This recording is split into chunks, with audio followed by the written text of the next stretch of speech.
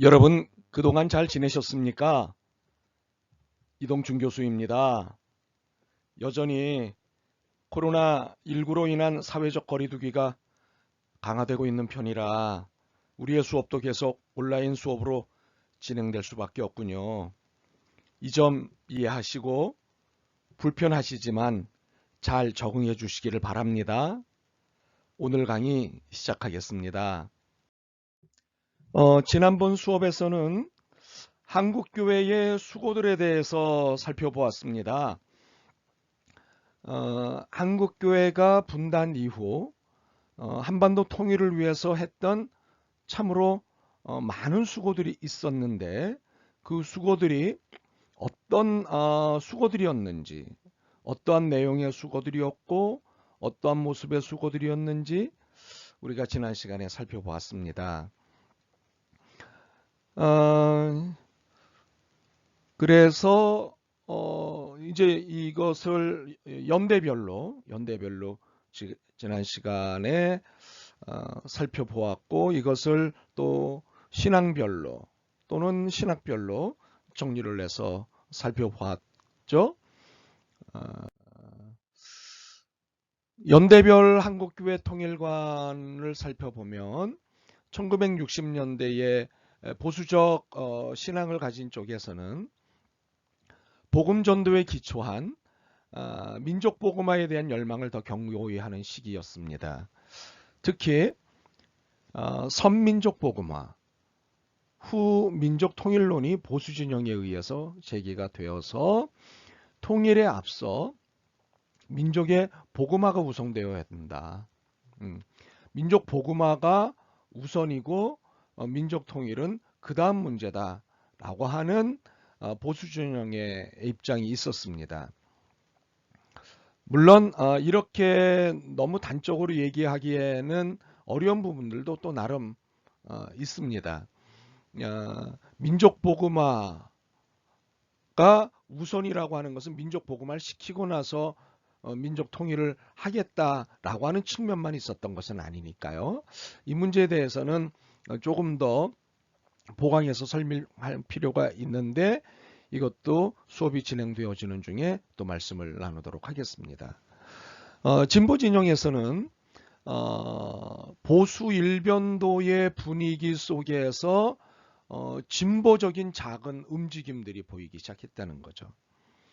그러니까는 복음 전도에 기초한 민족 복음화에 대한 열망의 좀 더 다른 진보적 움직임이 보이기 시작했다는 건데요.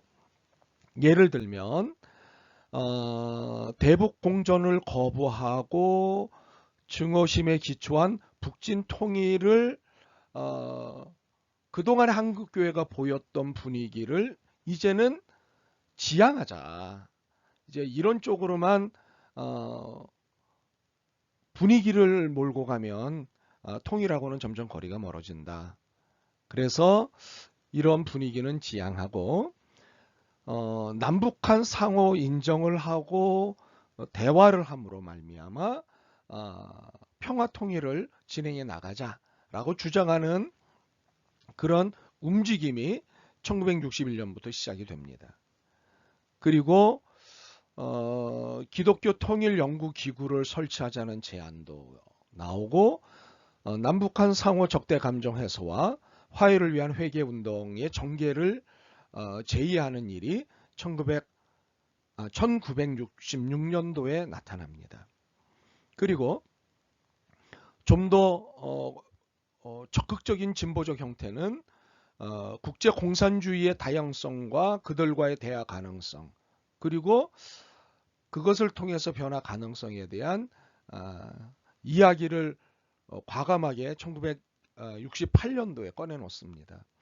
이때가 굉장히 서슬퍼런 군부정권 시절이었는데 이런 얘기가 나왔다는 건 굉장히 진일보한 이야기가 되는 거죠. 1970년대는 보수진영 쪽에서는 60년대와 같은 그런 내용을 계속 주장했습니다. 그리고 그런 수고를 했고요. 진보 쪽에서는 7.4 남북 공동성명이 나온 이후에 민족 공조라는 차원에서 목소리를 높이기 시작합니다. 민족적 자주적 이라고 하는 공동성명의 내용을 굉장히 적극적으로 박수를 보냈죠.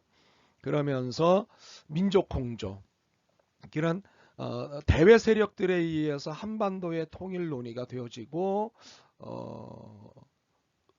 그것에 대한 힘을 끌어들이는 것이 아니라 민족 공조, 민족끼리의 공조, 민족끼리의 통일, 민족끼리의 대화라고 하는 목소리를 높이기 시작했다는 겁니다. 이는 유신 체제가 특별히 등장을 하면서 이후의 진보적 운동은 굉장히 거세집니다. 80년대 들어와서 보수 진영의 입장은 북한 선교라고 하는 방향을 잡습니다. 북한은 선교의 대상이다. 사실 선교의 대상이 아닌 곳이 어디 있겠습니까마는 북한 선교라고 하는 방향을 잡고 이것을 목표로 하여 진보 진영과 차별된 행보를 구체적으로 보이기 시작합니다. 그런데 이 북한 선교는 매우 전투적인 성격을 띠고 진행이 된다라고 하는 사실입니다. 정복되어야 할 대상, 구원받아야 할 불쌍한 땅, 뭐 이런 격한 언어들, 이거 제가 표현한 것보다 더 격하고 자극적인 언어들이 이제 이 당시에 막 쏟아져 나오는데요. 북한 선교에 대한 태도는 매우 전투적인 성격을 띈다고 하는 겁니다. 과연 이것이 북한을 선교의 대상으로 삼을 때 과연 바람직한 태도인가라고 하는 것은 정리할 필요가 있다고 말씀을 드렸고 정리를 곧 하게 될 것입니다. 진보 진영에서는 보수 진영에서의 북한 선교라고 하는 방향 잡음과는 달리 기독교 통일 운동이라고 하는 측면에서 방향을 잡습니다. 여기에는 세계교회가 주창한 하나님의 선교 개념을 적극 반영한 측면이죠. 그러니까는 북한 선교가 아니라 통일운동. 네, 통일운동. 우리 수업의 타이틀이 통일운동과 북한 선교인데요. 이런 부분에 있어서 저희가 이제 계속해서 정리를 해나갈 텐데, 어찌되었든 세계교회가 주창한 하나님의 선교 개념을 적극적으로 반영한 기독교 통일운동이라는 방향 속에서 입장 정리를 1980년대 합니다. 그러면서 1988년 2월 29일 한국기독교교회협의회 NCCK가 제37차 총회에서 선언문을 하나 발표하죠. 민족의 통일과 평화에 대한 한국기독교 선언. 지난 수업에서 우리가 이 내용을 아주 깊게 다루었죠. 오늘도 복습하는 이 시간 동안 잠시 이 부분을 더 정리를 하도록 하겠습니다. 이렇게 민족의 통일과 평화에 대한 한국기독교 선언을 발표하고, 이 선언은 하나님의 선교에 기초한 남북통일운동사의 하나의 커다란 획을 긋는 중요한 사건이 됩니다. 사실 이 88 선언으로 인해서 노태우 정부가 긴장하여 여러 통일 방안들을 내놓죠. 한두 차례 말씀을 드린 바와 같이 노태우 정부 시절의 통일운동 방향과 통일운동 내용과 통일정책, 이런 것들이 굉장히 좋은 방향성과 그리고 내용을 발표했습니다. 그리고 내놨습니다. 그것이 지금까지도 영향을 미치고 있는데, 시간이 닿는 대로 그때 내놓은 여러 방안들과 문서들을 검토하는 작업을 하도록 하겠습니다. 그리고 국외에서는, 나라 바깥에서는 도전소 회의와 근련 회의 등과 같은 국제 무대에서의 국제적인 장소에서의 남북 통일에 관한 회의들을 남북 지도자들이 만나서 했고, 국제 기독교 단체들과 협력을 해서 통일 운동을 전개해 나가는 작업들을 이 1980년대 했습니다.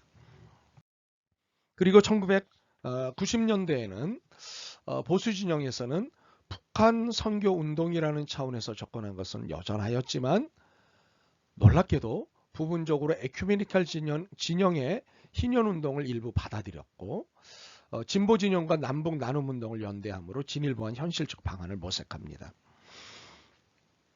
그는 1990년대에는 굉장히 바람직한, 보수 진영에서도 진보 진영에서도 서로 만나서 대화하여 통일 운동을 어떻게 전개해 나갈 것이냐라고 하는 측면에서 함께 머리를 어찌되었든 맞댔다는 것 자체만 갖고도 저는 굉장히 의미 있는 작업이었다 생각을 합니다. 진보 진영에서는 민족 통일 운동의 일환으로 희년 운동을 전개합니다. 그래서 하나님의 선교를 적극적으로 반영하죠. 세계교회협의회 WCC라고 약칭할 수 있는 세계교회협의회 주선으로 한국 기독교와 북한 기독교도 연맹 사이에 가장 중요한 대화 사건을 진행합니다. 이 사건이 1986년, 1988년, 1990년, 1995년 계속해서 이 대화 사건이 진행이 되는데요. 남북 기독교 국제협의회, 근련회의 등과 같은 이름으로 해외에서 이런 대화 작업이, 남북 대화 작업이 진행이 됩니다. 이 당시도 쉽지 않은 정치적 분위기가 있었기 때문에 국내에서 남북교회 지도자가 만난다?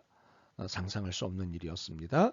그러나 바깥에서는 과감하게 이 일을 WCC의 도움하에서, 주선하에서 이런 일들을 진행할 수 있었죠. 2000년대에 들어와서는 정권이 바뀌었습니다. 이게는 보수적 정부에서 진보적 정부로 바뀌면서 분위기가 매우 달라지죠.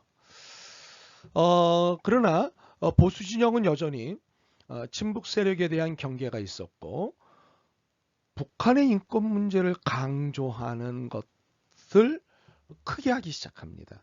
북한의 인권 문제를 굉장히 강하게 강조하는 분위기가 나타납니다. 진보 진영은 정부의 공식적인 남북 교류에 힘을 입습니다. 뭐 당연하죠.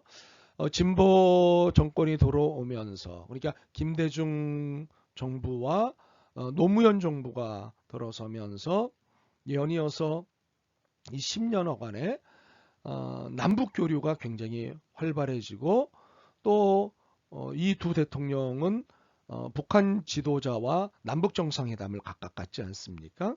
그러면서 남북 교류에 힘입어서 진보 진영에서는 북한과 직접적인 교류가 진행이 됩니다. 이런 직접적인 교류가 가능해지자 평화를 위한 종교회의, 그리고 타종교회의 연합운동을 진행하게 되죠. 이 2000년대에 굉장히 적극적으로 남북대화가 진행이 되는 것을 우리가 볼 수 있었습니다. 그러다가 2010년 들어오면서 다시 보수 정권이 들어서고, 그러면서 그동안 10년 동안 열어놓았던 남북의 대화 분위기가 갑자기 냉기류를 타기 시작하죠. 그러면서 보수 진영의 입장과 진보 진영의 입장 간의 갈등이 심화되기 시작합니다.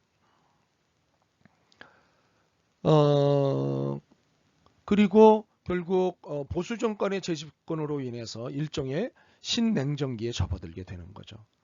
이때 힘들게 열어놓았던 금강산 관광뿐만 아니라 개성공단도 중단이 됩니다. 이로 인해서 그동안의 화해 및 평화 통일에 대한 수고가 무색해지게 됐죠.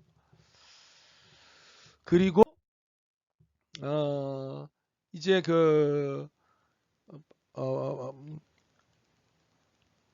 문재인 정부가 들어서면서 2018년은 정말 남북 관계에 굉장히 역사적인 해가 되죠. 이때 자그만치 세 차례의 남북 정상회담이 한 해 동안에 세 차례의 남북 정상회담이 이루어지기까지 하는 놀라운 일이 생기지 않습니까? 보수적 입장하고 진보적 입장 간의 갈등은 여전하지요. 뭐 지금도 여전하지요. 그러나 2018년 이후 수차례에 걸친 대화가 가지고 오는 긍정적 경험을 한 일이 통일 담론의 변화를 가지고 옵니다.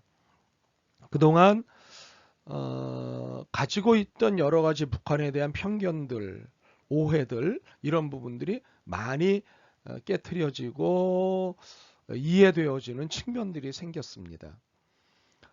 그러니까 2018년 진보적 정권이 들어서면서 적극적인 남북 대화를 시도함으로 다시 2000년대 이상의 화해적 분위기가 만들어지죠.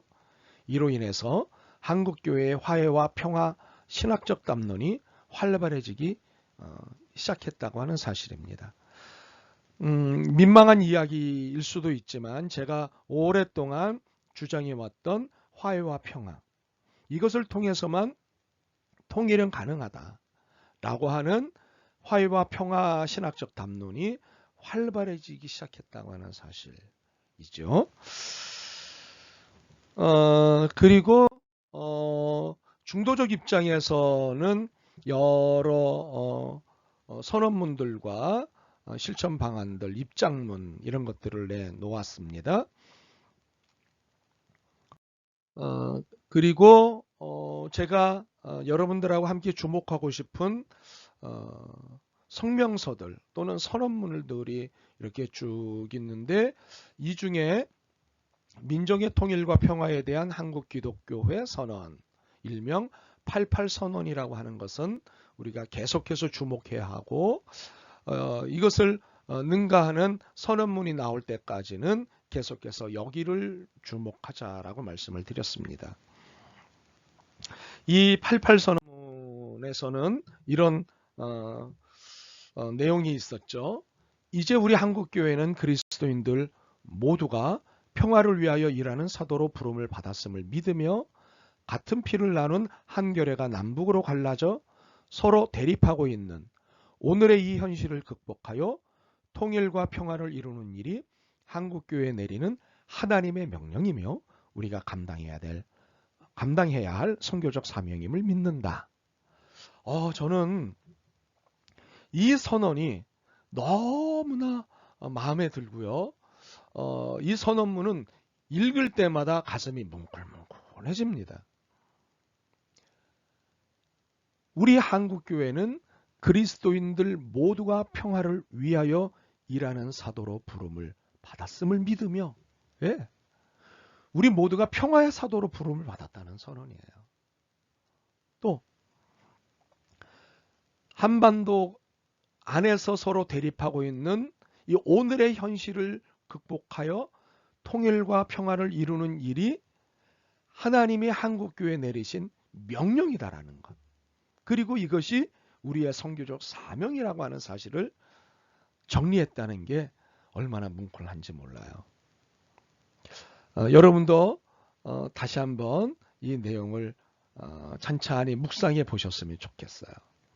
정말 여기서 많은 이야기를 우리가 진행해낼 수 있죠. 그리고 이 88선언에서는 한반도의 남북분단은 무엇이냐라고 하는 정의를 내리는 거예요. 한반도의 남북분단은 현대 세계의 정치 구조와 이념 체제가 낳은 죄의 열매이다. 세계 초강대국들이 군사적, 이념적 대결, 상호 분쟁 속에서 한국 민족은 속죄양의 고난을 당하여 왔다.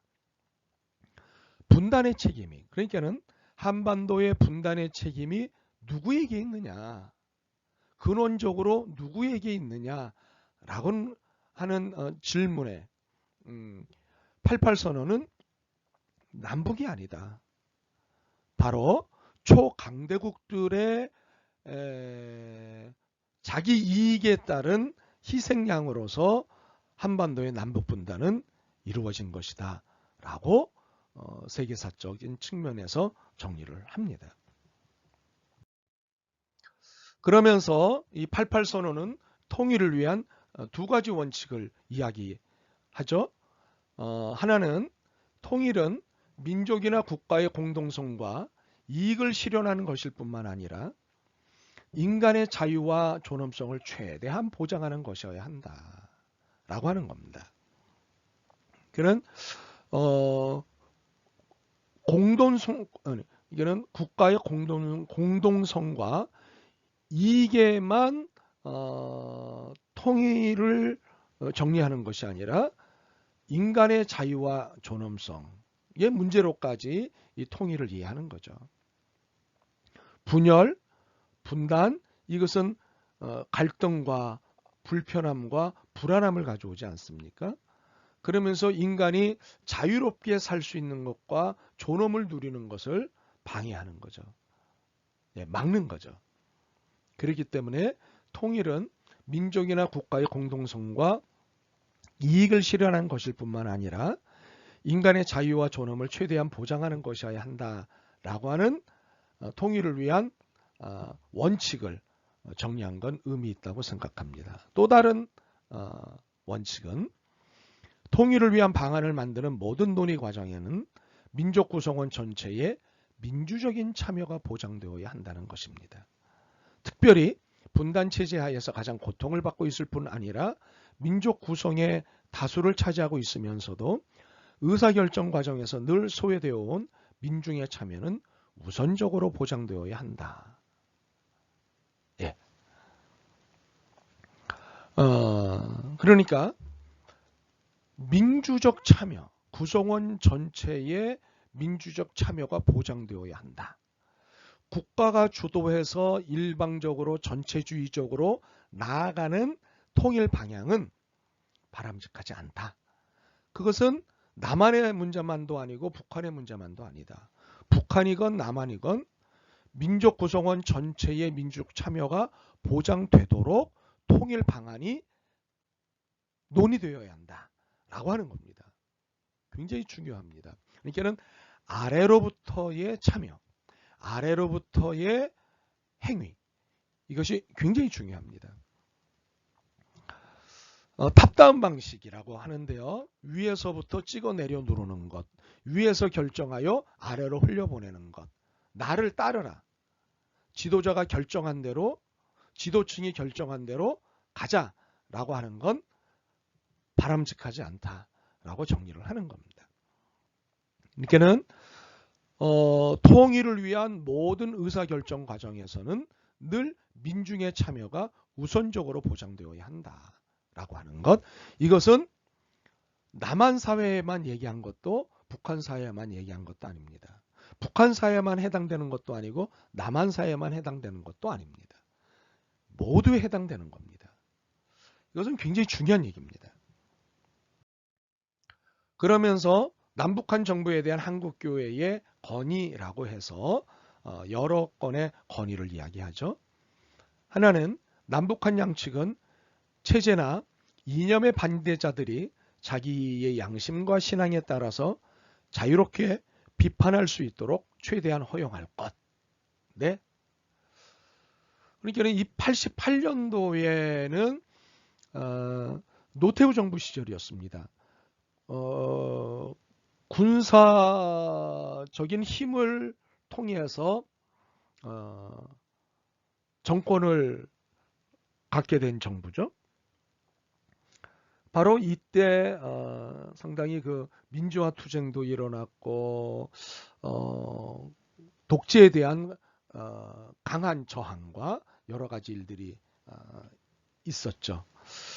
바로 이때 이런 이야기를 했다는 것은 굉장한 각오를 가지고 하는 거였습니다. 사실 남북한 양측은 체제나 이념의 반대자들이 자기의 양심과 신앙에 따라서 자유롭게 비판할 수 있도록 최대한 허용할 것.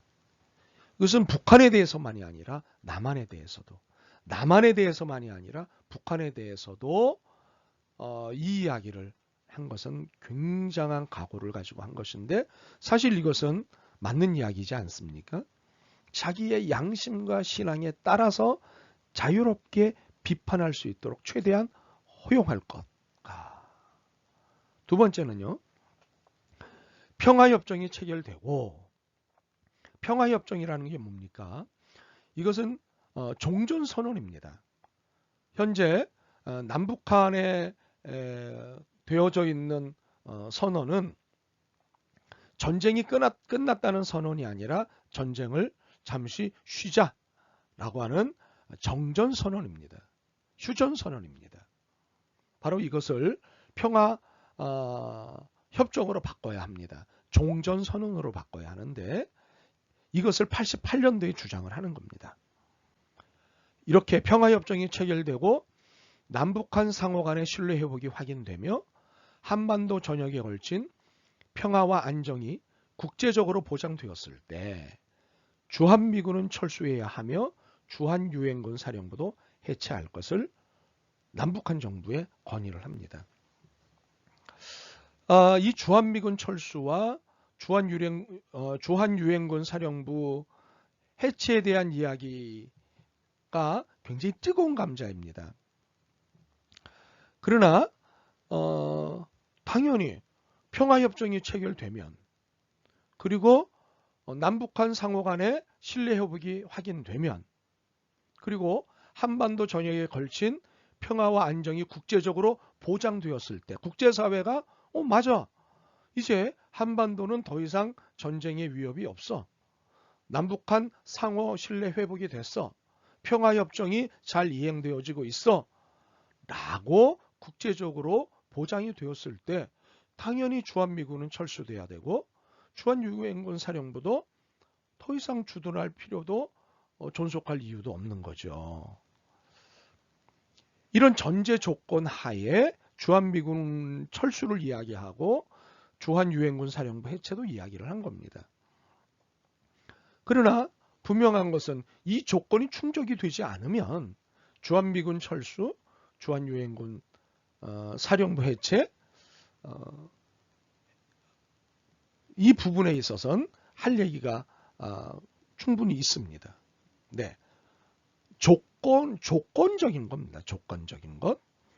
그러나 이 문서를 정확하게 들여다보지 않고 주한미군 철수를 주장했다, 주한유엔군 사령부 해체를 주장했다라고 하는 얘기는 굉장히 위험한 얘기입니다. 잘 이야기해야 됩니다. 우리 서로가. 그 다음에 한반도에 배치되었거나 한반도를 겨냥하고 있는 모든 핵무기는 철거할 것. 네. 그러니까 어느 한쪽의 핵무기만을 얘기하는 것이 아니라 모든 핵무기가 사실은 지구상에서 없어져야 됩니다. 그래야 우리 모두가 평화롭게 살 수 있는 세상이 되는 겁니다.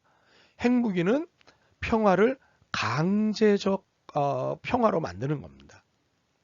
어찌되었든 이 핵에 대한 문제, 핵무기에 대한 문제, 이 문제는 굉장히 뜨거운 주제이면서 굉장히 중요한 주제이기 때문에 이 주제에 대해서는 우리가 또 따로 한 섹션을 가지고 이야기를 할 것입니다. 그때 더 이야기를 하도록 하고요. 평화와 통일을 위한 선교적 소명은 한반도의 모든 그리스도인들의 보편적인 과제이므로 한국교회는 북한 기독교 공동체의 신앙과 삶을 위하여 기도하며 남북한 교회의 상호 교류를 위하여 노력할 것이다. 네, 굉장히 중요한 정리를 하고 있죠, 그렇죠? 네, 이렇게 그동안에 진행되어 왔던 보수적 신앙을 가진 쪽에서든 진보적 신앙을 가진 쪽에서든 진보 신학, 보수 신학, 모두를 아울러서 분단 이후 한국 교회는 한반도 통일을 위해서 많은 수고를 한 건 분명히 사실입니다. 그것이 긍정적인 결과로 나타나기도 했고 부정적인 결과로 나타나기도 했지만 어찌되었든 한반도 통일을 위해서 수고했다고 하는 측면에서는 저는 인정해 줘야 된다고 생각합니다. 이 모든 지난 시간들의 수고에 대해서 허문영은 두 가지 측면에서 평가를 했습니다. 긍정적인 측면에서는 한국 기독교의 통일운동은 시대적 상황에 영향을 받았으나 점차 평화 통일을 지향하는 쪽으로 발전해 왔다고 평가를 합니다. 또 하나는 한국 기독교 통일운동 가운데 1980년대 진보교단연합체인 한국기독교교회협의회 활동은 통일 문제에 대한 선교적 과제화, 민간 부분의 통일론이 활성화, 정부의 통일론이 독점 타파와 통일 정책에 상당한 영향을 미친 것으로 분석된다라고 평가한 것도 잘한 평가입니다. 셋째, 1990년대에 들어와서는 한국 기독교의 보수교단들도 북방 선교 차원에서 민족 통일에 아낌없는 노력을 기울이고 있다라고 하는 측면. 그러니까 북방 선교라고 하는 차원에서 민족 통일을 위한 수고를 하고 있다고 하는 측면에서는 긍정적으로 보았다는 거죠. 그러나 부정적인 측면은 한국 기독교 통일운동은 냉정시대의 상황에 민감하게 영향을 받아왔다. 따라서 성경적 원리에 입각한 하나님의 공의와 사랑에 근거하여 민족 통일을 추진하기보다는 세속적 정부 논리에 의존하거나 이를 뒷받침하는 상황 순종적 통일운동을 전개해온 약점이 있다. 네, 이건 너무나 정확한 지적이에요. 정부가 어떤 통일 방향과 정책과 철학을 가지고 있느냐에 따라서 우면하거나 좌면하거나 했단 말이죠. 예, 이렇게 가면 이렇게 따라가고 저렇게 하면 저렇게 따라가면서 이것이 하나님의 공이고 하나님의 사랑입니다 라고 이야기한 측면이 있었다고 하는 사실입니다. 오늘 수업에서 이러한 부분들을 가지고 잠깐 이야기할 시간도 있겠습니다. 또 하나 부정적인 측면을 지적한 것은요. 과열된 북한 선교는 민족 통일의 방해 요소가 될 수 있다고 하는 측면을 지적합니다.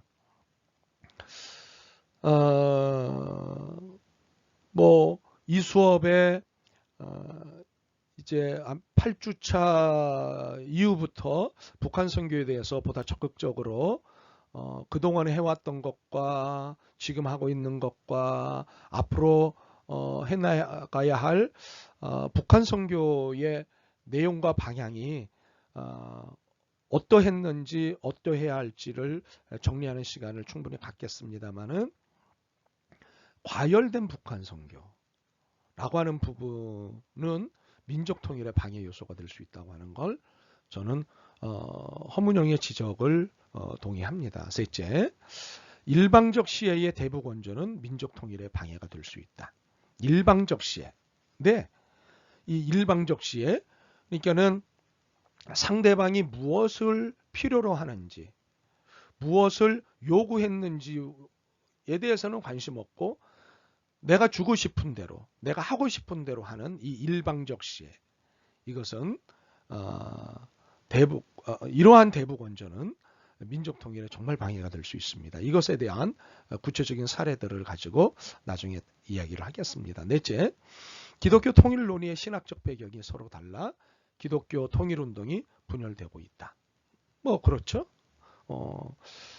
그러니까는 보수적 신앙, 진보적 신앙에 따라서 통일 운동이 각각 그 방향성과 철학이 내용이 달라지니까 당연히 분열되고 있겠죠. 네, 이런 부분들도 뉴스업에서 계속 다룰 것이니까 이제 이후 시간들을 여러분께서 기대해 주시면 좋겠습니다. 네. 자, 그러면 오늘 수업은 이 주제를 가지고 다루도록 하겠습니다. 한국교회 통일운동의 신학 사상적 탐구를 오늘과 다음 시간에 걸쳐서 한국교회 통일운동의 신학적이고 신학사상적인 탐구를 하도록 하겠습니다. 오늘은 먼저 보수적 교회 통일운동 방향과 방식을 신학사상적으로 탐구를 해보도록 하겠습니다.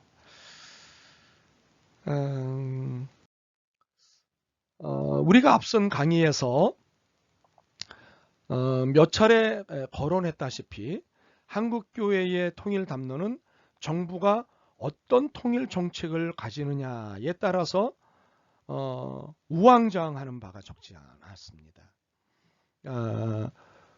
이쪽으로 가면 이쪽에다 한국교회의 통일 방향이 이렇습니다라고 이야기하면서 하나님의 뜻을 이야기하고, 저쪽으로 정부가 통일 정책을 지향하면 그쪽에다가 또 자리를 들고 이것이 하나님의 뜻입니다 라고 했단 말입니다. 이것은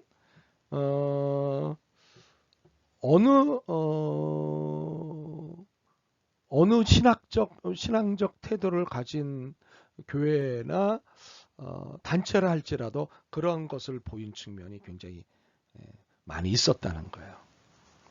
그러면서 또 NCCK도 한기총도 자신들이 지향하는 이념과 정부의 통일 정책이 상응하느냐 상충하느냐에 따라서, 지지를 하느냐 반대를 하느냐에 따라서 그 태도를 취한 것은 분명한 사실입니다.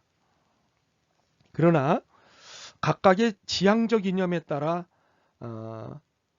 좌로도 우로도 치우치지 않는 통일 담론을 가지고 있었던 것도 또한 사실입니다.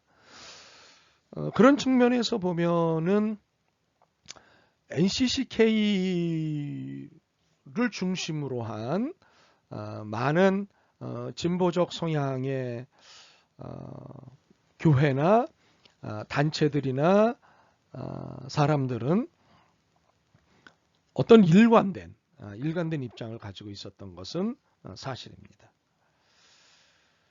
한반도 통일에 대한 염원은 분명히 같아요.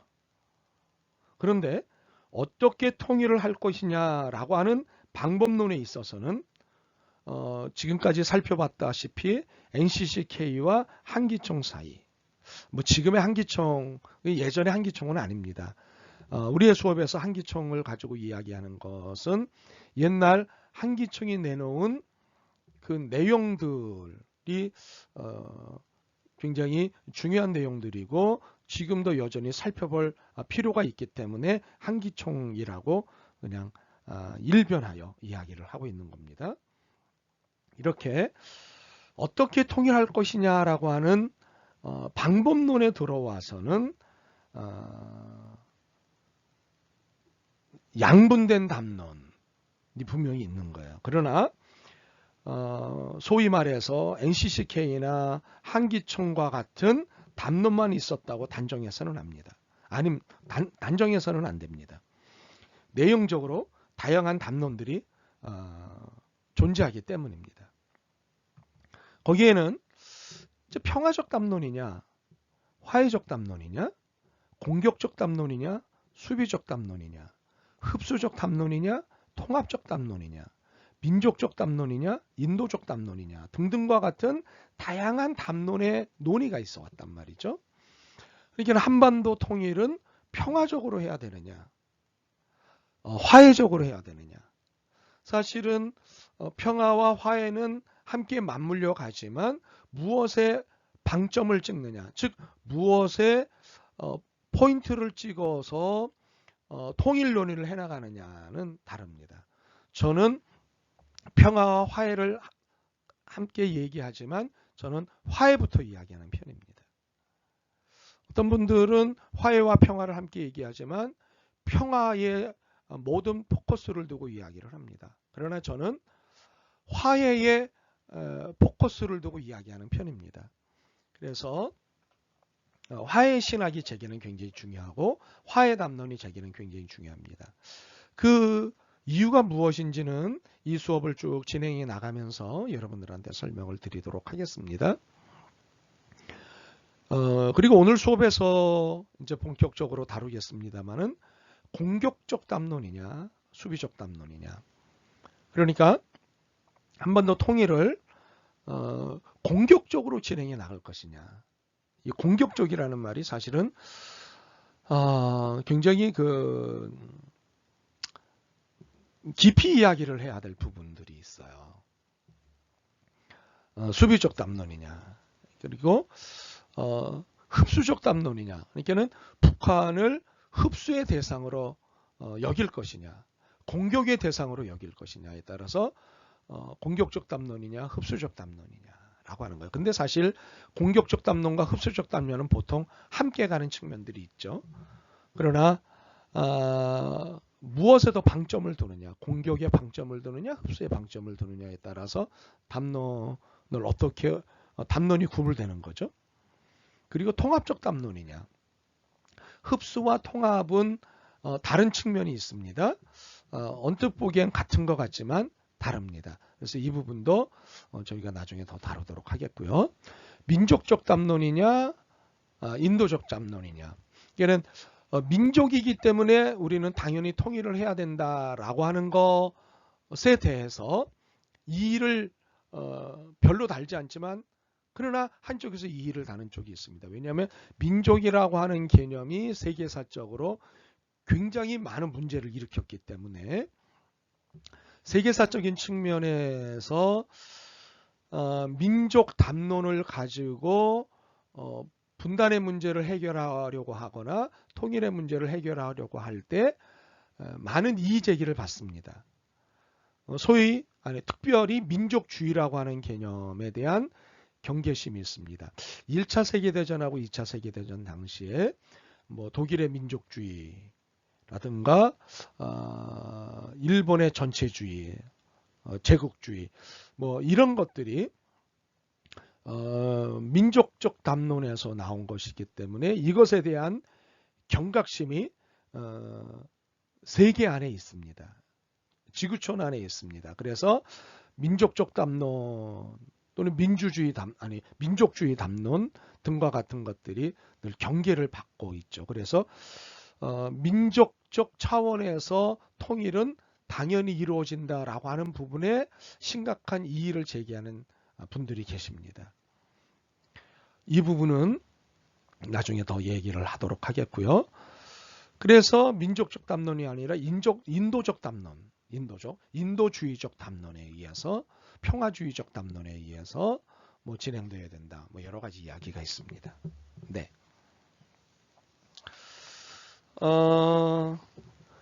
안교성 교수의 경우에 분단 이후에 한반도 통일 논의를 한국교회가 신학적 측면에서 본격적으로 진행을 했던 시기를 1980년대부터 봅니다. 그리고 이것을 1기, 2기, 3기로 나누어서 한국교회의 신학사상적 담론이 진행되었던 이 내용들을 정리를 했는데요. 제1기로는 1980년부터 1998년까지로 나눕니다. 이때 박순경 교수의 통일신학으로서의 민족신학적 담론이 나왔고요. 여성신학적 담론이 나옵니다. 네. 그리고 제3의 길로서의 담론이 나옵니다. 그리고 민영진 교수의 통일신학으로서의 신현신학 담론이 이때 나옵니다. 그리고 NCCK의 통일신학으로서의 신현신학 담론이 나옵니다. 민영진 교수의 신현신학 담론과 NCCK가 88 선언 이후에 신현신학 담론을 내놨는데 약간의 차이가 있습니다. 그러나 큰 틀에서는 서로 닮은 꼴들이 있다는 것을 우리 수업이 진행되어지는 중에 또 이야기를 나누도록 하겠습니다. 그리고 제2기는 1998년에서부터 2008년으로 보는데요. 이때는 성결론적 담론이 나오고요. 그 다음에 평화신학적 담론이 나오고요. 화해신학적 담론이 나오고 디아코니아 신학적 담론이 나옵니다. 그러면 여러분에게 강의하고 있는 이동춘 교수는 이 중 어느 담론에 속할까요? 벌써 눈치채신 분이 계시겠는데요. 네, 저는 화해신학적 담론 안에 있는데 안교선 교수는 저에 대해서 좀 더 다른 분류를 해놓더라고요. 이 부분에 대해서는 나중에 각주를 통해서든 아니면 강의를 통해서든 말씀을 드리도록 하겠습니다. 그리고 제3기는 2008년 이후인데요. 통합신학적 관점과 기독교 사회주의 신학적 담론이 나타났다라고 이야기를 합니다. 그런데 여러분 이렇게 정리가 되어 있는 것에 의해서 2008년 이후 지금은 2020년 제3기로서 통합신학적 관점과 기독교 사회주의 신학적 담론이 계속 전개되고 있겠구나 라고 여러분이 이해를 하실 것 같아서 미리 말씀을 드립니다. 지금 안교선 교수가 발표한 이 논문은 2013년도에 발표된 논문에 의한 것이기 때문에 2013년 이후에 어떤 담론들, 기독교 신학 안에서 나온 한국교회 안에서의 기독교 신학이 발표한 여러 담론들은 담아내지를 못하고 있는 거죠. 그러나 안교선 교수의 이 2013년까지의 이 분류는 굉장히 의미 있다고 생각하기 때문에 여러분들한테 소개했고, 이제 2014년 이후에 나타난 어떤 담론들에 대해서 변화가 있는 것에 대해서는 제가 이후에 보충적으로 더 설명을 드리도록 하겠습니다. 나중에 더 쓰려고 남겨두었습니다. 또 하나 여러분들이 이해를 하셔야 될 것은 이렇게 1기, 2기, 3기로 나누었지만 이 모든 것이 지금도 여전히 다양한 담론으로 서로 융합되어 전개되어지고 있다고 하는 사실을 여러분이 놓쳐서는 안 됩니다. 이제 우리 수업에서는 이 모든 것을 사실은 하나하나 깊이 설명을 다 할 수 없고 간략하게 설명을 드리겠지만 큰 틀에서 두 개를 가지고 여러분들하고 수업을 진행을 하려고 합니다. 이 다양한 통일 담론들을 하나는 힘의 사용을 정당화하는 흡수 통일 담론이냐, 힘의 사용을 문제 삼는 평화주의적 화해 통일 담론이냐로 대별하여서 수업을 전개를 하겠습니다. 물론 이러한 분류는 굉장히 단순한 분류예요. 그렇지만 힘의 사용을 정당화하는 흡수 통일 담론과 힘의 사용을 문제 삼는 평화주의적 화해 통일 담론으로 분류하는 이 모든 것은 북한을 적으로 보느냐 아니면 북한을 형제로 보느냐에 따라 취하는 태도가 달라지거든요. 그래서 북한을 적으로 보는 한국교회는 또 북한을 형제로 보는 한국교회는 각각 그 신앙적 태도와 신학적 태도가 다르거든요. 한반도 통일에 대한 신앙적 태도와 신학적 태도가 다르거든요. 그래서 북한을 적으로 보면 없애야 할 대상이거나 내 편으로 만들어야 할 대상이 되는 것이고요. 형제로 보게 되면 품고 함께 살아야 할 대상이 되는 거예요. 물론 중도적 입장도 있어요. 그러니까는 적으로도 보고 형제로도 보고 하는 중도적 입장이 있어요. 과연 그게 가능한 것일까? 과연 그것은 모순이 아닐까라는 생각을 해보죠. 어찌되었건 이 수업은 이렇게 크게 두 개로 구분해서 북한을 흡수 대상으로 보느냐 아니면 남과 북공이 통일 대상으로 보느냐의 관점에 따라 신학적 통일 담론이 달리 선호된다고 보기에 이 커다란 두 개의 관점에서 정리를 하도록 하겠습니다. 그래서 우리 수업에서는 힘의 사용을 정당화하는 흡수 통일 담론을 정치신학 담론으로, 힘의 사용을 문제 삼는 평화주의적 화해 통일 담론을 화해신학 담론으로 이렇게 설명해서 수업을 진행하도록 하겠습니다. 자, 출석을 확인하도록 하겠습니다. 출석 확인이 좀 늦었는데요. 가로 안에 들어갈 단어를 제 폰으로 적어 여러분의 이름과 함께 보내주시기를 바랍니다. 평화적 담론이냐, 가로적 담론이냐, 공격적 담론이냐, 수비적 담론이냐, 가로적 담론이냐, 통합적 담론이냐, 가로적 담론이냐, 인도적 담론이냐. 네, 가로 안에 들어갈 단어 여러분의 이름과 함께 제 폰으로 적어 보내주시기를 바랍니다. 자, 아까 말씀을 드렸다시피 힘의 사용을 정당화하는 흡수 통일 담론을 우리 수업에서는 정치신학 담론이라고 이야기하겠습니다. 물론 정치신학이라고 하는 것은 여러 가지 정리가 필요합니다. 그러나 일단 정치신학 담론이라고 힘의 사용을 정당화하는 흡수 통일 담론을 그렇게 칭하여 정리를 하도록 하겠습니다. 왜 정치신학이라고 하는 용어를 써서 여러분들에게 이 개념을 설명하는지에 대해서는 다음 시간쯤에 설명을 하도록 하겠습니다. 그리고 힘의 사용을 정당화하는 것을 문제 삼는 평화주의적 화해 통일 담론을 우리 수업에서는 화해신학 담론이라고 칭하도록 하겠습니다. 해서 정치신학 담론과 화해신학 담론으로 나누어서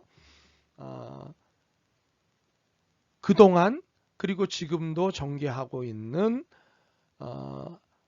한국교회의 통일에 관한 한반도 통일에 관한 신학사상적 내용들을 검토하고 평가하도록 하겠습니다. 오늘은 힘의 사용을 정당화하고 있는 보수적 교회의 통일운동 방향과 방식에 대해서 설명을 드리도록 하겠습니다. 이 힘의 사용을 정당화하는 입장은요, 정전론이라고 하는 이론에 근거해서 힘의 사용의 정당화를 주장합니다. 이 정전론이라고 하는 것은요, 영어 표현에서 보시다시피 just war theory입니다. 전쟁을 정당하게 여기는 이론입니다. 물론 정당한 전쟁과 부당한 전쟁을 구분합니다. 어떤 때 전쟁은 정당성을 가질 수 있고 어떤 때 전쟁은 부당하게 취급받을 수밖에 없는지를 구분을 합니다. 그래서 정당한 원인에 의한 전쟁만을 합법적으로 인정하는 이론입니다. 정전론의 주장을 그대로 소개를 하면 통치권자는 적절한 포고를 거치고 정당한 동기가 있다면 권리를 보호하고 악을 바로잡으며 범죄를 벌하기 위하여 자신의 통상적인 지역구역 밖에서 무장병력을 동원할 수 있다는 중세 유럽의 사고방식인 정당한 전쟁론입니다. 이거는 누구라도 다 이 전쟁은 일으킬 수밖에 없었고 전쟁이 날 수밖에 없었다고 인정을 받을 때 그 전쟁은 정당하다는 거예요. 이 정전론은 4세기 아우구스티누스, 일반적으로는 어거스틴이라고 발음을 하는데요. 원래 발음은 아우구스티누스입니다. 이 아우구스티누스 시대에 발전한 이론인데요. 이렇게 발전하여서 네덜란드의 국제법학자인 그로티우스에 의해서 17세기에도 여전히 인정된 그런 이론입니다. 그 후에 정전론은 쇠퇴를 합니다. 그러다가 20세기에 들어서면서 새로운 형태로 부활을 합니다. 그 중심 사고에는요, 한국과는 정당 방위나 국제적 평화 유지 작용을 위한 집단적 책임을 이행하기 위하여 무력에 호소할 수 있다는 거예요. 이것은 정치학에서 이렇게 이야기합니다. 현실주의라고 이야기합니다. 정치학에서, 특별히 국제정치학에서 현실주의와 자유주의와 그리고 수정주의와 구조주의, 뭐 여러 가지 국제정치학 이론들이 있는데, 국제정치학 이론 중에서 가장 강력하게 미국 측 학자들에 의해서 지지를 받고 있는 이론이 현실주의입니다. 바로 이 현실주의를 바탕하고 있는 것이 정전론이에요. 그래서 한국과는 정당 방위나 국제적 평화 유지 작용을 위한 집단적 책임을 이행하기 위해 무력에 호소할 수밖에 없다. 그래서 힘에 의한 정치, 힘의 사용이 필요로 할 수밖에 없는 국제 현실, 그런 것들을 이제 주장하는 거죠. 그래서 국제 정치 및 국제법적 인식에 있어서 국제사회는 역사적으로 많은 변화를 겪어온 것이 사실이에요. 그러니까 미국에 의해서 다시 이 정전론이 부활되고 힘의 사용의 정당성이 나타나는데, 사실은 이러한 중심에는 이제 국제정치학에서 말하는 현실주의를 신학적으로 지지한 사람이 있어요. 바로 라이놀드 니보라고 하는데요. 라이놀드 니보에 대해서는 우리가 또 우리 수업에서 소개할 시간이 있기 때문에 라이놀드 니보가 있다는 것까지만 말씀을 드리도록 하겠습니다. 결국 이 정전론의 바탕을 한 힘의 사용을 정당화하는 이런 입장은 반공, 반북, 반소, 친미주의라고 하는 극단적 반공 이데올로기를 생산해냈다고요. 이제 해방 정국에서요, 대부분의 한국 교회의 입장은 미군정하고 소련 군정의 본질, 그리고 신탁 통치 및 남한 단독 선거 등과 같은 역사적 인식에 관심을 갖기보다는요, 공산주의가 보인 무신론적인 태도와 그에 따른 적대적 태도로서의 무신론적 세력에 저항하는 교회의 생존을 위한 반공, 반북, 반소, 친미주의였다고 하는 사실이에요. 공산주의를 반대하고 북한을 반대하고 소련을 반대하고 미국과 친해지자고 하는 이런 극단적 반공주의 이데올로기가 한국교회에 깊이 들어왔습니다. 이 시기의 한국교회는요, 신학적 입장에서 이러한 이데올로기가 정리된 것이 아니라요, 오직 이데올로기에 분파라는 세속사의 흐름에 적극적으로 순종해 갔다고 볼 수밖에 없습니다. 그러니까는 한국교회가 특별히 북한에 있던 크리스천들이 북한이 해방 이후에 보여주었던 북한 공산주의가 북한에서 보여주었던 여러 가지 행태들을 가지고 사실은 신학과, 그러니까 한반도 통일에 대한 신학과 신앙을 정리를 했다고 하는 사실이죠. 이게 세속사의 흐름에 적극적으로 순응해 왔다고 볼 수가 있습니다. 물론 극단적인 반공 이데올로기만 있었던 것은 아닙니다. 전쟁을 한국교회의 죄악, 즉 신사참배에 대한 하나님의 심판으로 이해하는 신학적 해석도 있었습니다. 더불어서요, 북한 공산주의 안에 갇힌 민족을 구원해야 한다는 고취된 사명감도 있었습니다. 물론 이 사명감은 주로 민족 복음화에 대한 열망으로 발전하여 공산주의에 대한 반감을 키워왔을 뿐입니다. 이 1960년대에 들어서면서 한국교회는 그동안 북한은 한국전쟁의 가해자요, 남한은 피해자라는 인식에서 조금 벗어나기는 했습니다. 그래서 분단은 공이 남북한 모두에게 비극적 사건이었음을 인식하기 시작했어요.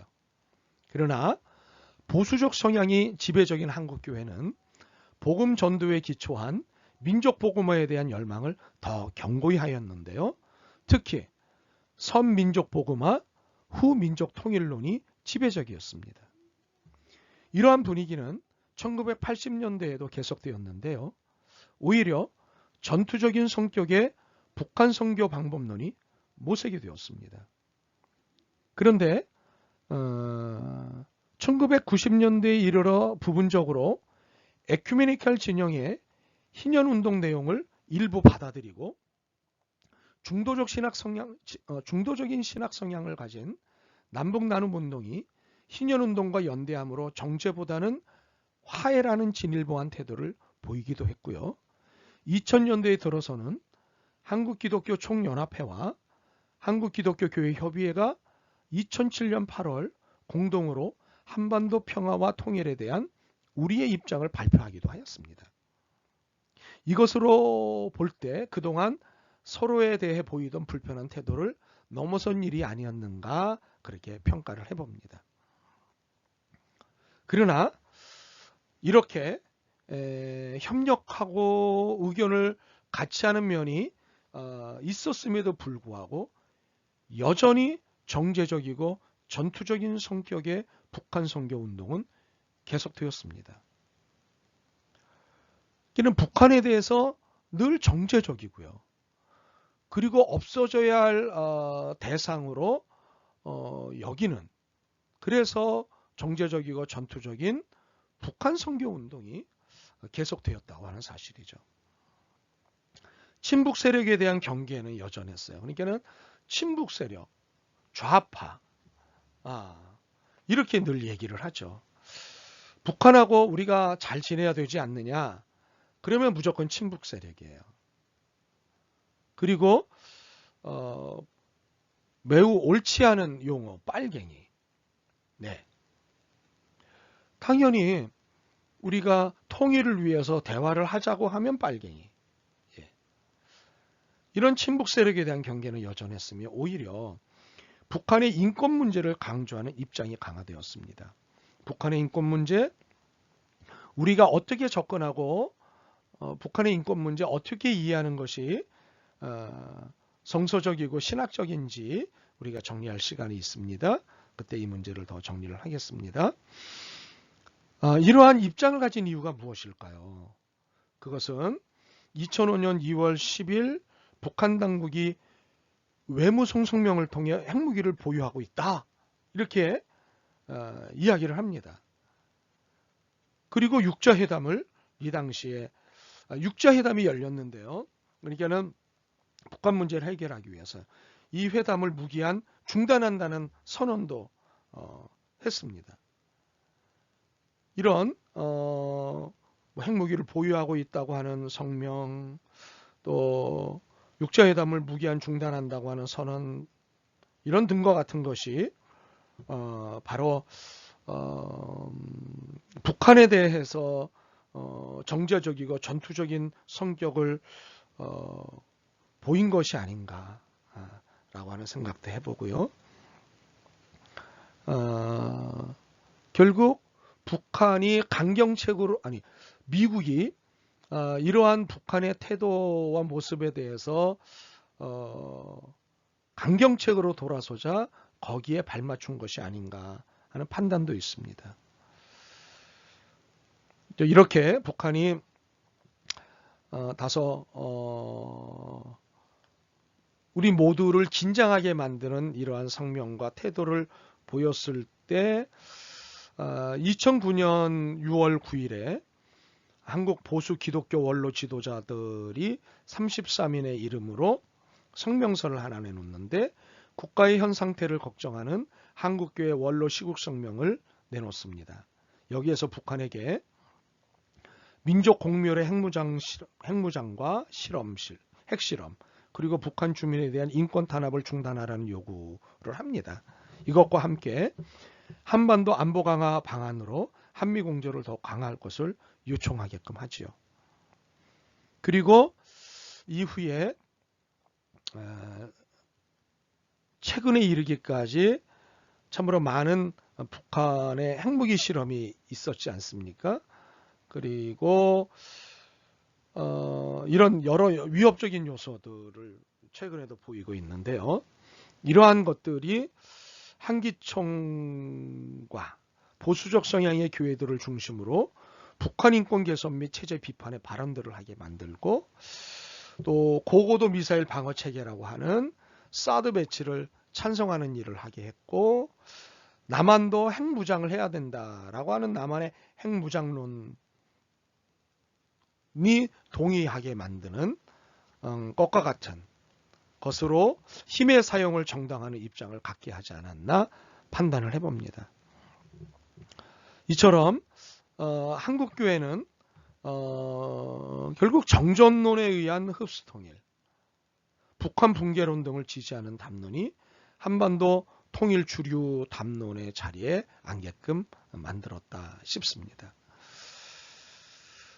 또 하나 우리가 보수적 교회의 통일운동 방향과 방식에 있어 신학사상적으로 검토해보면 바로 대립의 정의를 강조하는 측면이 있다라고 하는 거죠.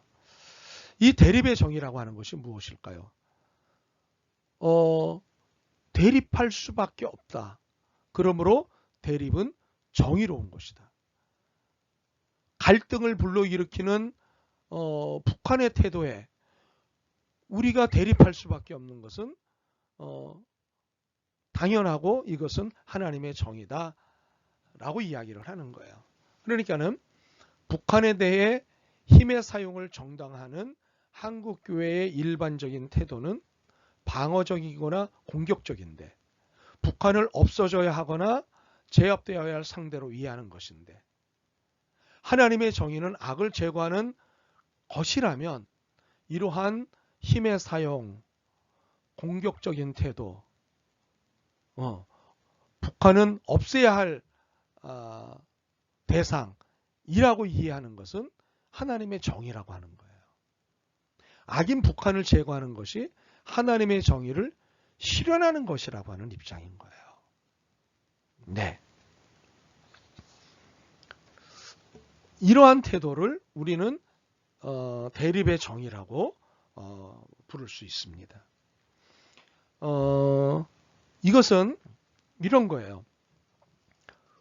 우리가 이러한 태도를 시작한 것이 아니라 상대가 먼저 이러한 태도를 보였고 우리는 그에 맞서 이러한 태도를 보일 수밖에 없다. 그러니까 상대의 태도로 인해 발생하는 대립 현상은 상대의 책임이고, 이에 대응하는 것은 정의라고 이해를 하는 거예요. 이러한 것을 대립의 정의라고 부를 수 있는 거죠.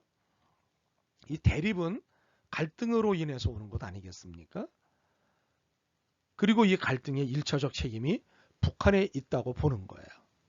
그렇기 때문에 대립의 정당성은 하나님의 정의를 확보를 하게 되는 거죠. 이렇게 한국교회가 대립의 정의를 주장하는 근거는요, 무엇이냐면 주로 북한의 종교 탄압, 그리고 북한의 인권 문제예요. 특별히 종교 탄압은 기독교 탄압을 중심으로 얘기하는 것이고요. 그리고 북한의 인권 문제가 심각하다는 거예요.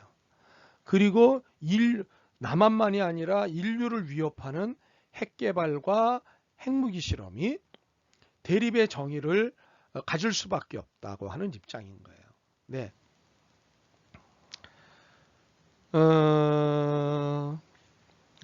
이것이 한기총의 설립 목적이었다고요.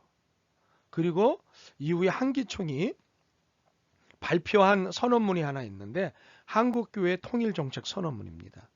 이 선언문을 통해서 대립의 정의를 정당화하는 분위기를 우리는 볼 수 있습니다. 한기총이 1989년 12월 28일에 발표한 설립 취지문에 이런 내용이 있어요. 새로운 천년과 통일을 대비해서 한국 기독교를 하나로 묶어야 한다는데 공감한 범교단의 교회 지도자들이 한국 교회의 모든 교단을 하나로 묶어서 정부나 사회에 대해 한 목소리를 내자는 데 합의해서 설립되었다고 밝힙니다.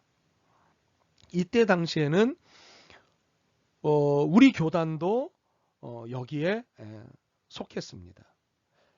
일단 표면적으로 한기총의 설립 취지 중 하나가 무엇이었느냐면 통일 대비예요. 통일 대비. 네. 그러니까 새로운 천년과 통일을 대비해서 설립 취지예요, 이게요. 통일 대비가 큰 목을 차지하는 것이죠. 그러나 이 설립했을 때 내놓은 취지문에서는 한기총만의 뚜렷한 통일관을 제시하지 못하다가 이후 10년이 지난 1996년 12월 17일 한국교회의 통일정책 선언문을 발표합니다. 1989년에 한기총 설립을 하고 이후 10년 뒤인 1996년에 통일정책 선언문을 내놓는데요. 사실 1989년이 언제냐면 1988년도에 NCCK에서 88 선언문을 내놓지 않습니까? 그때 그 반향이 어마어마했습니다. 그러면서 보수적 신앙을 가진 측면에 있는 분들이 위기감을 갖고 한기총을 만들어냅니다. 우리 교단도 이때 여기에 참여를 했는데 이 부분에 대해서 지금의 평가로서는 여러 평가가 있을 수밖에 없겠죠. 96년에 발표한 선언문을 보면 무슨 얘기를 하느냐 하면 이런 얘기를 합니다. 하나님으로부터 오는 은혜, 우리가 이루어 가야 할 과제라고 규정을 하고 복음에 대해 오랫동안 닫혀 있었던 북한 선교의 문을 활짝 열게 할 것으로 이해를 합니다. 그리고 통일은 선교와 직결된다고 정의를 합니다. 그러면서 통일을 위한 기독교인으로서의 사명을 다하지 못했음을 솔직히 고백하고 회개한다고 했는데 이것은요, 북한 선교의 사명을 다하지 못했음을 고백하고 회개하는 것으로 이해를 하는 거예요. 이게 선교에 초점이 맞춰져 있는 거예요. 이러한 고백을 한 후에 선언문은 1200만 성도, 당시에 1200만으로 통계를 냈는데 지금은 과연 1200만이 될까 이런 궁금함이 있습니다. 대변하는 한국교회 통일정책선언이 제시되어야 할 매우 기묘한 시점에 이르렀기에 한반도의 통일정책에 관한 한국교회 입장을 밝힌다며 지금 보시는 대로 12가지의 통일한국의 상을 제시합니다. 통일한국은 이래야 한다 라는 거죠. 보시면 첫째, 통일한국은 하나님의 공의와 사랑이 지배하는 민족 공동체이어야 한다. 네, 동의합니다. 저도. 두 번째, 통일한국은 자유와 평등, 평화의 나라이어야 한다. 네, 여기도 여러분도 동의하시죠? 세 번째, 통일한국은 모든 사람이 하나님의 형상으로 지음받은 인간으로서의 존엄성이 존중되는 나라이어야 한다. 두말할 필요 없이 동의합니다. 네 번째, 통일한국은 모든 국민이 인간다운 삶을 보장할 수 있는 경제 질서가 운영되는 나라이어야 한다. 네, 동의합니다. 자, 그런데 한기총에서 염두에 둔 경제 질서라고 할 때 이 경제 제도는 어떤 경제 제도일까요? 이제 여기에서 우리는 구체적으로 돌아가면 많은 이야기가 필요합니다. 아무래도 자본주의 경제 질서 내지는 자본주의 경제 체제를 가지고 이야기를 하겠죠. 이 부분은 우리가 정리해야 될 것들이 있습니다. 다섯 번째, 통일한국은 모든 계층 간, 세대 간, 지역 간의 갈등이 해소됨으로써 유기체적인 화합을 지향하는 나라이어야 한다. 네, 여기에 대해서 이의를 달 수가 없죠. 여섯 번째, 한국교회는 동북아시아의 지리적 중심지요. 태평양과 유라시아 대륙을 잇는 중개적 위치에 있는 만큼 이 지역의 안정과 세계 평화를 도모하며 예수 그리스도의 정신으로 이웃 나라들과 협력과 발전을 이뤄가는 나라이어야 한다. 이 부분도 이의를 제기할 이유가 없습니다. 일곱 번째, 통일은 그 자체가 목적이 아니라 과정이므로 맹목적 통일지상주의를 거부하고 하나님의 뜻과 방법에 부합하는 통일을 추구한다. 이 부분은 분명히 NCCK를 염두에 두고 한 정리이다라고 생각이 되어지고 사실이기도 하고요. 통일은 그 자체가 목적이 아니다. 이 부분 과정이다. 분단 문제, 분단으로 인해서 벌어지는 이 갈등을 해소하다 보면 통일도 될 수 있다 라는 얘기로 읽혀지는 거잖아요. 통일 그 자체가 목적이 아니다. 통일은 그 자체가 목적이 아니다. 매우 어려운 얘기예요. 지금 한반도는 통일되어야 하지요. 통일은 하나님의 뜻이라고 우리가 정리가 됐어요. 그런데 통일은 우리 수업에서 통일은 하나님의 뜻이다라고 정리가 이미 됐나요? 이 부분도 정리되어야 할 필요성이 있는 부분인가요? 제가 다른 수업에서 정리한 것을 여기서 이야기하고 있나요? 갑자기 제가 헷갈립니다. 한 번 더 정리하도록 하겠습니다. 온라인 강의가 주는 폐해 중에 하나입니다. 너무 많은 말을 쏟아놓고 있습니다. 여러분도 힘드시죠? 네, 통일은 그 자체가 목적이 아니다. 과정이다. 통일은 과정이다라고 하는 말은 절대 동의해요. 과정이 없는 통일은 있을 수가 없어요. 여기에 화해와 평화라고 하는 작업들이 쭉 진행이 돼야 되죠. 화해와 평화라고 하는 작업을 통해서 이 과정을 통해서 통일이 최종적으로 이루어져요. 그래서 그 자체가 목적이 아니라만 빼면 통일은 과정이므로 퍼펙트했는데 그 자체가 목적이 아니라라고 하는 말에 저한테 걸린 거예요. 그리고 맹목적 통일지상주의. 맹목적이라는 말은 문제가 있죠. 맹목적을 주장하면 이 맹목적은 문제가 있죠.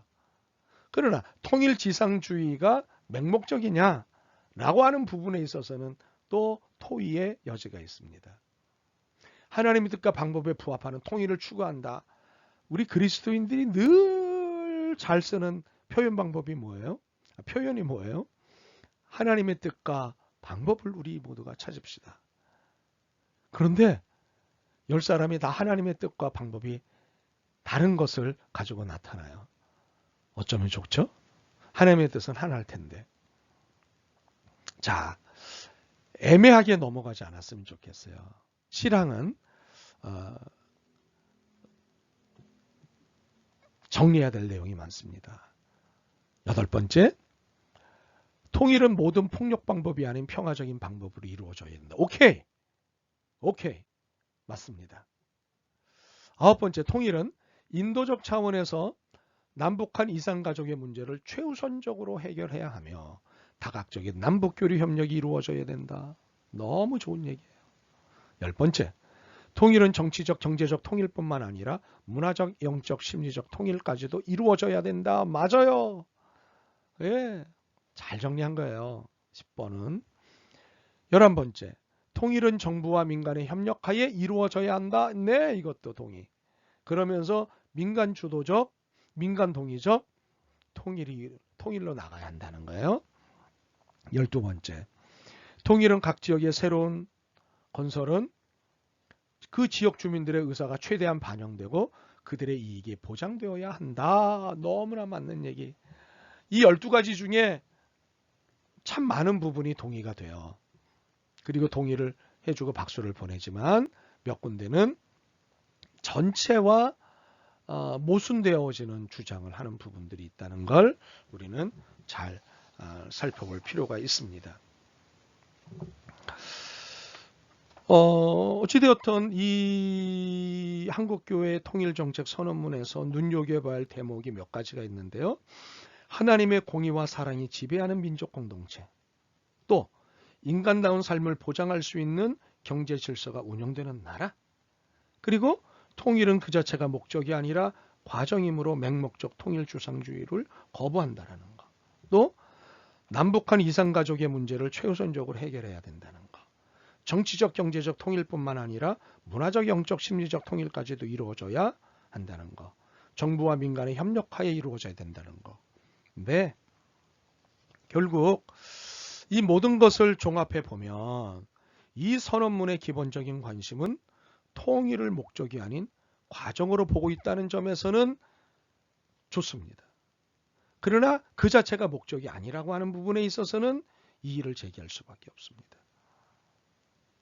그러니까는 통일 그 자체를 목적으로 두고 있다는 것과는 NCCK의 이러한 주장과는 다른 입장인 거죠. 그러므로 이 선언문은 NCCK가 통일 지상주의에 의해 통일을 서두른다고 보고 오히려 통일을 서두르기보다는 하나님 뜻에 맡긴다는 수동적인 자세를 보인 것으로 우리가 볼 수 있는 것입니다. 더욱이 통일을 선교를 위한 과정으로 보는 것에 머물러 있다고 볼 수 있습니다. 그러나 정부나 어느 특정 계층이 통일 논의를 독점해서는 안 되고 국민 대부분이 동의하는 통일 논의가 이루어져야 한다는 것을 강조했다는 것은 시민사회론의 입장에서 볼 때 바른 방향이라고 볼 수 있습니다. 결국 종합적으로 한번 평가를 해보면 과정으로서의 통일을 이야기했다는 것과 시민들에 의한 통일을 이야기했다는 것은 커다란 박수를 보내주고 싶은 부분입니다. 아이고 저도 깜짝 놀랐네요. 왜 제 얼굴이 이렇게 전체 화면을 차지할까요? 네, 지난번에 말씀을 드렸다시피 이번부터 중간 출석 체크가 한 번 더 있습니다. 이제 중간 체크는 이것입니다.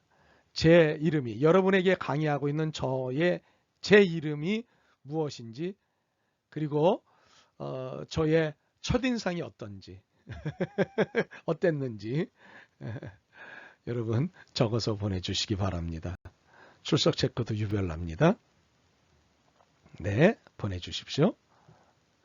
제 이름과 그리고 제 첫인상이 어땠는지, 뭐 지금의 인상도 괜찮겠습니다. 네. 1996년 12월 17일 한기총에서 한국교회의 통일정책 선언문을 발표하면서 이제 12가지를 제시하고 4가지 실천과제를 내놓습니다. 그 4가지 실천과제는 바로 이거예요. 북한 사회가 인간의 존엄성과 자유를 회복하는 것이 통일을 이룩하기 위한 기반이 돼야 된다. 북한의 인권 문제를 얘기한 거예요. 그 다음에 이게 이제 실천과제고요. 북한 당국도 통일을 위하여 신앙의 자유를 비롯한 인간의 기본권을 보장하는 내적 개혁을 단행해야 된다. 신앙의 자유를 이야기하고, 또다시 한번 무엇을 얘기하는 겁니까? 인권 문제를 얘기하는 거잖아요. 그 다음에 민주국가의 시민으로서 통일운동에 선도적 책임을 다해야 한다. 뭐 이것은 너무나 잘한 얘기예요. 탈북 동포 지원 사업에도 적극 참여해야 된다. 탈북 동포라고 하는 표현은 그 당시에는 썼을런지 모르지만 지금은 북한 이탈 주민이라고 이야기하죠. 북한 이탈 주민이라고 얘기합니다. 그래서 탈북 동포를 지금은 북한 이탈 주민 지원 사업이라고 얘기해야겠죠. 뭐 이 부분도 우리가 부정할 이유가 없죠. 그러나 많은 부분에 있어서 우리가 고민해야 될 지점도 여기에는 사실은 있습니다. 자, 이 4가지 실천 과제를 내놓았을 때 북한의 입장에서 이 이야기를 얼만큼 듣기 좋아했고 얼만큼 듣기 나쁘했을까요? 네, 우리 모두가 잘 판단해 봤으면 좋겠습니다. 이제 이 대립의 정의에서 우리가 정리해야 될 것이 있는데요. 북한을 대립의 대상으로 보는 이러한 태도는 세 가지 측면에서 우리가 정리해서 볼 수밖에 없는데, 하나는 북한이 형제가 아닌 적으로밖에 보이지 않는다는 거예요. 우리가 예수님의 말씀에 의하면 모두를 한 가족으로 봐야 되는 거잖아요. 적으로 보는 대상은 따로 있는 거잖아요. 근데 북한을 형제가 아닌 적으로밖에 보지 않는다고 하는 태도가 대립의 정의에 있는 거예요. 그 다음에 두 번째로는 선교를 위한 정복주의만이 보인다는 거예요. 통일지상주의와 마찬가지로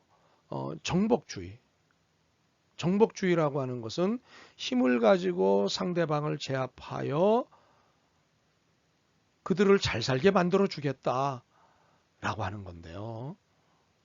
이것은 매우 위험한 사상입니다. 선교, 네, 해야 합니다. 맞습니다. 옳습니다. 그러나 정복주의적으로 선교적 태도를 취하는 건 옳지 않습니다. 왜 정복주의적 선교가 위험하고 옳지 않은지는 이후에 수업에서 또 정리를 한 섹션에서 하겠습니다. 또 세 번째로는 예수 그리스도의 화해와 평화의 정신이 왜곡된 상태로 적용된다고 하는 사실이에요. 이건 평가예요.